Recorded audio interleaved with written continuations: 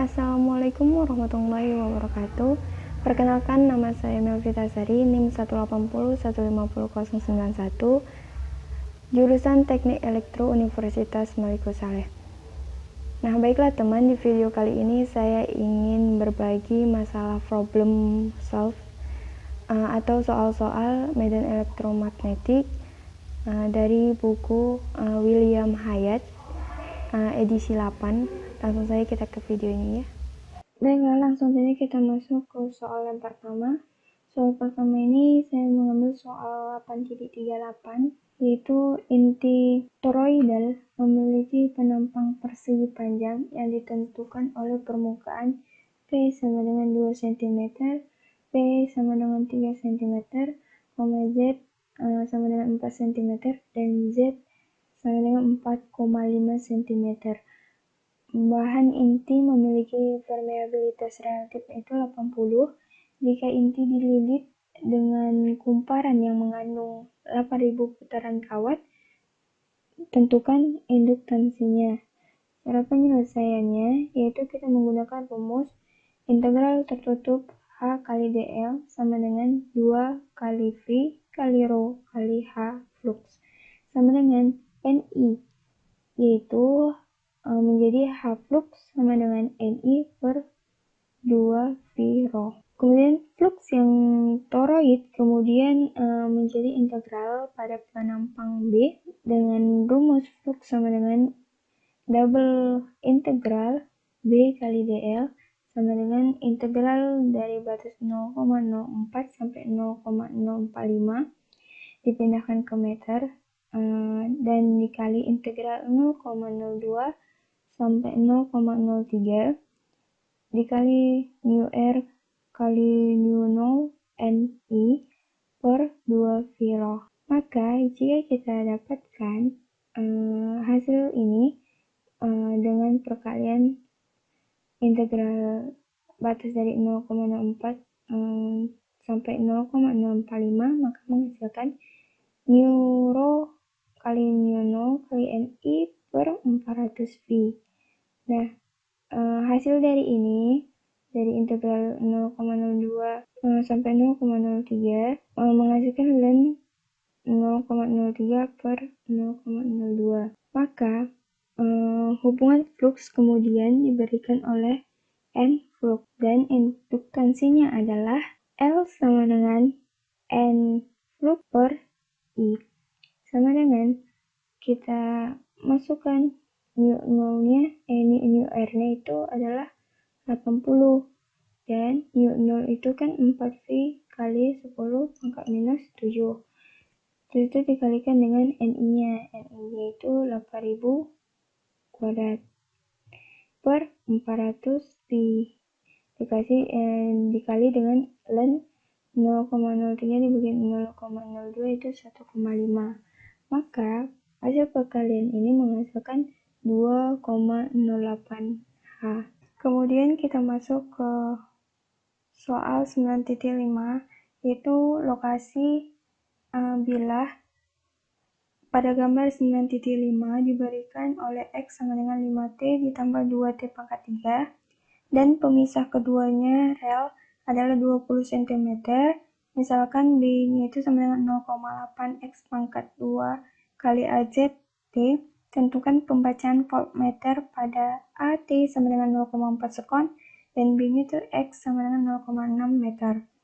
Kemudian kita penyelesaiannya itu adalah pakai EMV sama dengan min d flux per dt sama dengan min B kali dy per dt kali d sama dengan min B kali V kali D. Maka I-nya itu menggunakan flux melalui loop pada T sama dengan 0,4 sekon.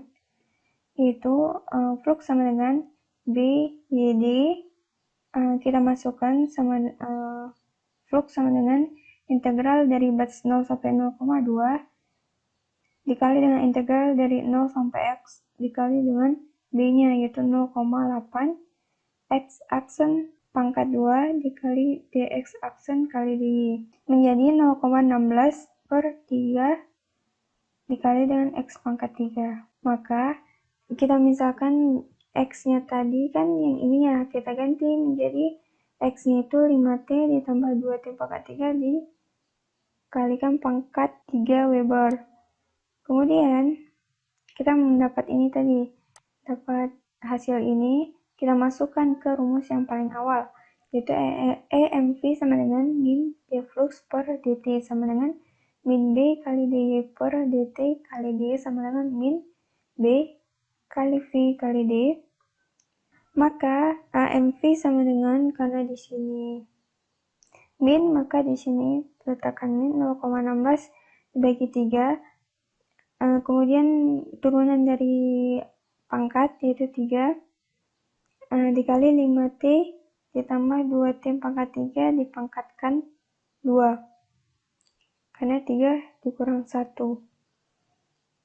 Dikalikan dengan turunan dari faktor yang di dalam ini menjadi 5 ditambah 6T pangkat 2. Maka 3 sama 3 bisa habis ya, 0.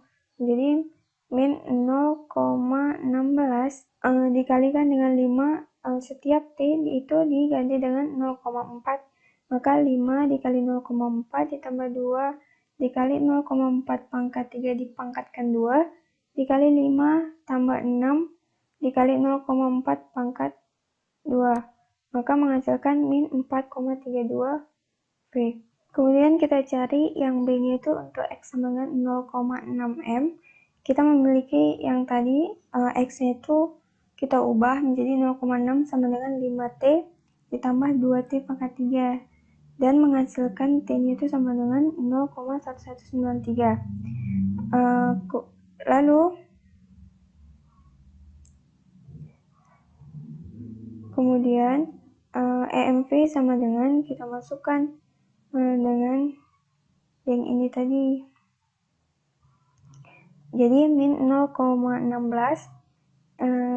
dikali 5T tambah 2T pangkat 3 dipangkatkan 2 dikali 5 tambah 6T pangkat 2. Maka MP-nya sama dengan min 0,16 dikali 5, setiap T diganti dengan 0,1193. Maka menghasilkan min 0,293 V. Kemudian kita masuk ke soal 10.1, yaitu parameter dari saluran transmisi tertentu yang beroperasi pada W sama dengan 6 kali 10 pangkat 8 rad per sekon adalah dengan L sama dengan 0,35 Nh per M, C-nya sama dengan 40 pf per M, G-nya sama dengan 75 Nus per M, dan R-nya sama dengan 17 ohm per M.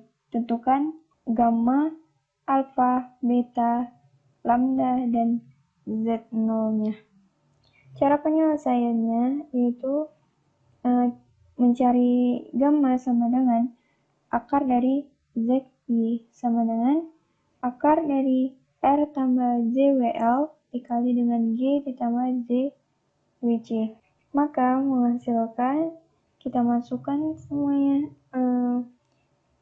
R-nya itu ya 17, kita masukkan 17 ditambah dengan JWL-nya itu J tambah 6 kali 10 pangkat 8 dikali dengan L-nya itu 0,35 dikalikan 10 pangkat min 6, G-nya itu kita masukkan 75 dikali 10 pangkat min 6 ditambah dengan JWC-nya itu W-nya itu 6 kali 10 pangkat 8 dikali dengan C-nya itu 40 dikali 10 pangkat minus 12. Maka menghasilkan 0,094 ditambah J 2,25 M pangkat min 1. Dan hasil ini itu sama dengan alfa ditambah J beta. Maka bisa kita dapatkan alfanya itu 0,094 Np per M dan betanya ini tadi 2,25 rad per M. Nah, lambda itu sama dengan 2V per beta. 2V per beta kita masukkan nilai-nilainya menjadi sama dengan 2,79 meter. Maka mencari Z0-nya itu sama dengan akar dari J per Y, sama dengan akar dari R tambah JWL per G tambah JWC, sama dengan akar dari 17 ditambah J 2,1 kali 10 pangkat 2 per 75 kali 10 pangkat min 6 ditambah J 2,4 kali 10 pangkat min 2. Maka menghasilkan 93,6 dikurang J 3,64 ohm. Kemudian kita masuk ke soal 11.25, yaitu konduktor yang baik berbentuk planar dan membawa gelombang bidang yang seragam yang memiliki panjang gelombang 0,3 mm dan kecepatan 3 kali 10 pangkat 5 m per s. Dengan asumsi konduktor adalah bukan magnetik, tentukan frekuensi dan konduktivitasnya. Cara penyelesaiannya itu mencari F-nya itu frekuensi sama dengan V per lambda, sama dengan 3 dikali 10 pangkat 5 per lambdanya itu 3 kali 10 pangkat minus 4, karena dia tadi mm. Sama dengan maka menghasilkan 1 GHz. Kemudian cara mencari konduktivitasnya kita menggunakan rumus lambda per 2V sama dengan 1 per akar dari V kali F kali nu kali dengan delta, yaitu konduktivitasnya. Maka konduktivitasnya itu sama dengan 4V per lambda kuadrat kali F kali nu, sama dengan kita masukkan 4V per lambda kuadratnya itu 9 kali 10 pangkat minus 8 dikali dengan V-nya 10 pangkat 9 dan dikali dengan nu-nya itu seperti biasa 4V kali 10 pangkat minus 7, maka menghasilkan 1,1 kali 10 pangkat 5 S per M. Kemudian kita masuk ke soal 12.17, yaitu gelombang bidang yang seragam dalam ruang bebas biasanya terjadi pada pelat dielektrik tebal dengan ketebalan lambda per 4 yang memiliki indeks bias N. Tentukan nilai yang diperlukan dari N sedemikian rupa sehingga tepat setengah dari daya insiden dipantulkan atau setengah dari ditransmisikan. Ingat bahwa N itu lebih besar dari 1. Maka penyelesaiannya itu adalah masukkan inputnya dengan rumus yang ini. N ini yaitu dengan eta 0 per eta kuadrat. Itu kita cari koefisien refleksinya itu adalah dengan gamma in sama dengan rumus yang tadi kita masukkan, dengan eta in kurang eta 0 per eta in ditambah eta 0 sama dengan 1 dikurang n kuadrat per 1 ditambah n kuadrat. Untuk refleksi dari mutlak dari gamma in kuadratnya itu sama dengan 0,5. Maka gamma in itu sama dengan plus minus dari 1 per akar dari 2. 0,5 jadi akar 2. Dan kita ingat tadi bahwa n-nya itu lebih besar dari 1, jadi menggunakan minus. Maka menghasilkan 1 dikurang, kita masukkan tadi rumus yang ini. Yang kita dapatkan 1 dikurang n kuadrat per 1 ditambah n kuadrat sama dengan min, kita masukkan karena minus kan, kita masukkan min 1 per akar 2. Maka n-nya itu kita masukkan menjadi akar 2 ditambah 1 per akar 2 dikurang 1 dipangkatkan dengan setengah sama dengan 2,41. Lanjut kita masuk ke soal 13.14, yaitu panduan pelat paralel D sama dengan 1 cm dibuat dengan kaca dengan N sama dengan 1,45 di antara pelat. Jika frekuensi operasinya itu 32 GHz, mode apa yang akan diperbanyak? Penyelesaiannya untuk mode M maksimumnya kita ambil yaitu dengan rumus F lebih besar dari FCM F lebih besar mg per 2 nd, maka M dari lebih besar 2 kali F kali N kali D per C sama dengan, kita masukkan nilai-nilainya, berarti 2 F-nya itu 32 kali 10 pangkat 9 dikalikan dengan N-nya itu 1,45, D-nya itu 0,01, karena dia 1 cm ya, kita ubah jadi 0,01 dibagi dengan C-nya itu 3 kali 10 pangkat 8 sama dengan 3,09. Maka M maksimum itu adalah 3.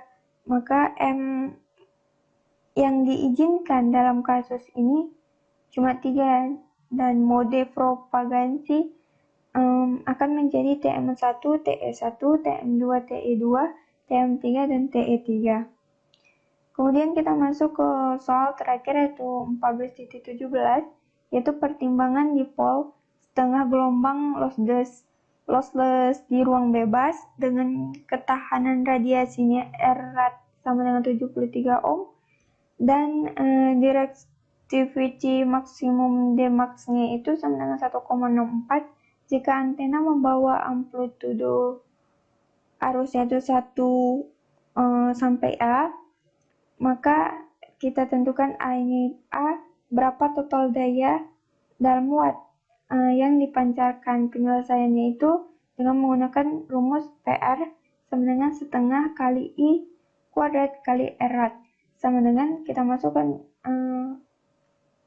nilai-nilainya menjadi setengah I-nya itu, yaitu arusnya itu menghasilkan 1 kuadrat dikali 73 R-nya sama dengan kita hasilkan 36,5 W. Kemudian kita jawab yang pertanyaannya, itu berapa banyak daya dijagat oleh amperatur 1 sampai M kuadrat terletak pada jarak R sama dengan 1 km, bukan berada di bidang akuator, dan menghadap antena dengan tepat. Asumsi kerapatan daya seragam pada amperatur. Penyelesaiannya itu dengan rumus Peretz sama dengan SR dikali dengan area sama dengan Dmax kali PR per 4 VR kuadrat kali area. Maka menghasilkan 1,64 dikali 36,5 per 4V dikali 10 pangkat 3 dipangkatkan 2. Maka menghasilkan 4,77 New W. Baiklah teman, semoga video ini bermanfaat untuk kalian. Dan saya mohon maaf jika ada kesalahan atau penyebutan dalam materi atau simbol. Terima kasih semuanya, dan saya akhiri. Wassalamualaikum warahmatullahi wabarakatuh.